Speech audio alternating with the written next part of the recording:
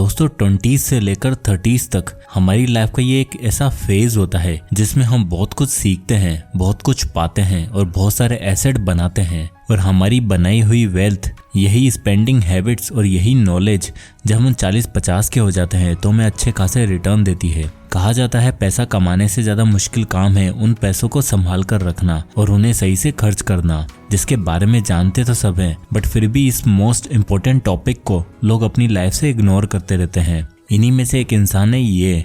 दोस्तों आप में से मोस्टली लोग इन्हें जानते होंगे और जो नहीं जानते उन्हें मैं बता दूं, ये है मिस्टर अनिल अंबानी, मिस्टर धीरूभाई अंबानी जी के बेटे और मिस्टर मुकेश अंबानी जी के छोटे भाई। अनिल अंबानी शुरू से ही अपनी स्पेंडिंग हैबिट्स और अपनी लग्जरियस लाइफ को लेकर काफी कंट्रोवर्सीज में रहे हैं। जैसे कि उनका मकान जो कि $1 बिलियन की वर्थ का है। अनिल अंबानी के पास $45 मिलियन वर्थ की गाड़ियां हैं, जिनमें से रोल्स रॉयस, बेंटली और लैम्बोर्गिनी जैसी गाड़ियां हैं। 2019 में उन्होंने फ्रांस में अपनी बेटी की शादी करवाई, जिसमें अराउंड $60 मिलियन का खर्चा हुआ और जिसमें दुनिया की सबसे famous pop star Katy Perry ने भी परफॉर्म किया था। और साल 2020 में इसी आदमी के नाम की खबर आती है, प्रिंस अंबानी गोस बैंकरप्ट, जिसमें इनके ऊपर $700 मिलियन का डेट क्लेम किया गया है, which is about 6000 crore Indian rupees. और फिलहाल इनकी नेटवर्थ है 0। अब आपको मैं एक और ऐसे इंसान के बारे में बताता हूँ। दोस्तों ये हैं इन्फोसिस कंपनी के मालिक मिस्टर नारायण मूर्ति जी, जिनकी नेटवर्थ $6.5 बिलियन है, जिनकी कंपनी इंडिया की इवन दुनिया की सबसे बड़ी टेक जायंट कंपनी में से एक है। और इनके दामाद यूके के प्राइम मिनिस्टर है। वो जब भी ऑफिस जाते थे तब वो हमेशा घर से अपना लंच पैक करवा के ले जाते थे।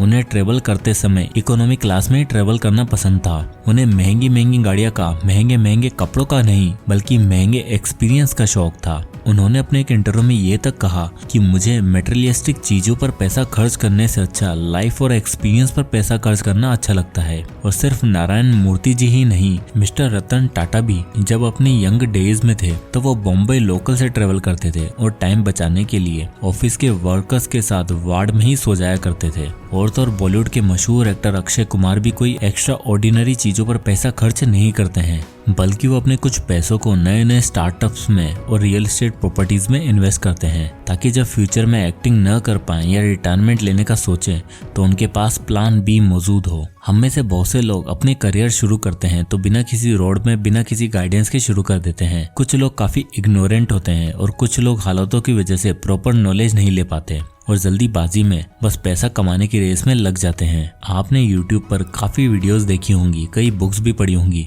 जिनमें आपको पैसे कमाने के रूल्स के बारे में बताया जाता है, पर उन कमाए हुए पैसों को कहाँ लगाना है, किस तरह खर्च करना है, ये बहुत कम बताया जाता है। तो आज की इस वीडियो में मैं आपके लिए पैसा खर्च करने की और उसे सेव करके इन्वेस्ट करने की एक अमेजिंग टेक्निक के बारे में बताने वाला हूँ। एक ऐसा रूल जो दुनिया के बड़े से बड़े एक्सपर्ट और सभी अमीर लोग सजेस्ट करते हैं। इसी रूल को फॉलो करके वॉरेन बफेट, पीटर लिंच, रे डेलियो जैसे बड़े बड़े इन्वेस्टर्स आज भी बजटिंग का यही रूल सजेस्ट करते हैं। तो उस वर्ल्ड फेमस रूल का नाम है द 50-30-20 रूल। तो दोस्तों 50-30-20 रूल एक ऐसा रूल है जिसमें आपको आपकी कमाई हुई इनकम को 3 अलग अलग हिस्सों में डिवाइड करना होता है, जिसमें से 50% वाला पार्ट होता है आपकी नीड्स, 30% होती हैं आपकी वांट्स की और 20% होती हैं आपकी सेविंग्स और इन्वेस्टमेंट्स। तो सबसे पहले आता है 50% फॉर योर नीड्स। दोस्तों नीड्स वो चीजें हैं जो हमें अपनी डे टू डे लाइफ में चाहिए, जिसके बिना हम लाइफ एक्सपेक्ट ही नहीं कर सकते, जैसे रोटी, कपड़ा और मकान। बट दिक्कत यह है कि बहुत से लोगों को लगता है कि लोगों की बेसिक नीड्स बस यही है और इन 3 चीजों में सिर्फ 50% पैसा थोड़ी खर्च हो सकता है। दोस्तों आपको मैं बता दूं कि आज हम 50-100 साल वाली पुरानी दुनिया में नहीं जी रहे। आज की डेट में बेसिक सर्वाइवल के लिए रेंट भी जरूरी है, इलेक्ट्रिसिटी और पानी भी जरूरी है, खाने के लिए सिर्फ रोटी नहीं ग्रोसरीज भी जरूरी है, आपके बच्चे और आपके माँ बाप के एक्सपेंसेस भी जरूरी हैं। और इसलिए हमें अपनी इनकम का 50% हिस्सा इस जगह यूटिलाइज करना पड़ेगा,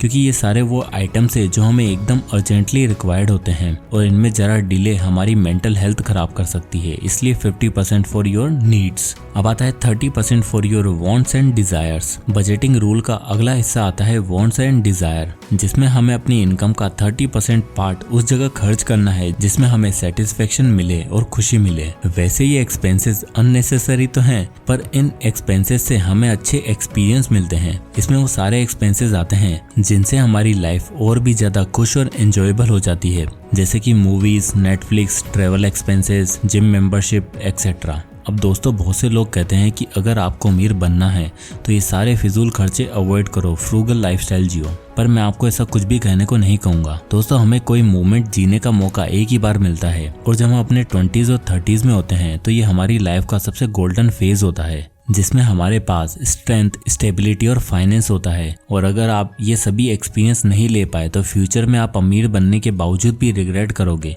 कि काश मैं उस ट्रिप पर चला जाता, काश मैंने वो चीज खरीद ली होती एंड ऑल दैट। इसलिए 30% अपनी वांट्स और डिजायर को देना बहुत जरूरी है। इसके बाद आता है तीसरा और सबसे crucial part, the remaining 20% should go to your savings and investments. ये 20% आपको आपकी फ्यूचर नीड्स के सिक्योर करने में काम आएगा। ये 20% इंश्योर करेगा कि आप, आपके बच्चे फ्यूचर में इससे बेहतर जिंदगी जी पाए। और इस 20% का यूज हम कर सकते हैं इमरजेंसी फंड बनाने में, या फिर आप स्टॉक्स या इंडेक्स फंड में इन्वेस्ट कर सकते हो। और आप एफडीज के जरिए भी अपना पैसा सेव करके इन्वेस्ट कर सकते हो, जिससे आपका फ्यूचर हमेशा सिक्योर रहेगा। साथ ही साथ आपको ये एम रखना है कि जितनी आपकी उम्र बढ़ती जाए, आपको इस सेव और इन्वेस्ट वाले पार्ट के परसेंटेज को बढ़ाते रहना पड़ेगा, और अपनी बढ़ती इनकम के साथ साथ अपना इन्वेस्टमेंट अमाउंट भी बढ़ाना पड़ेगा, जिससे कि आपको वो फ्यूचर गोल या जिसे हम रिटायरमेंट अमाउंट बोलते हैं वो जल्द से जल्द अचीव हो सके। और सिर्फ ये एक ऐसा पार्ट है जिसमें आपको बहुत स्मार्ट डिसीजन लेने की जरूरत है, जिसमें आपको कैसे कैसे कितना कितना पैसा इन्वेस्ट करना है, ये सब थोड़ी स्ट्रेटेजिकली प्लान करना होगा।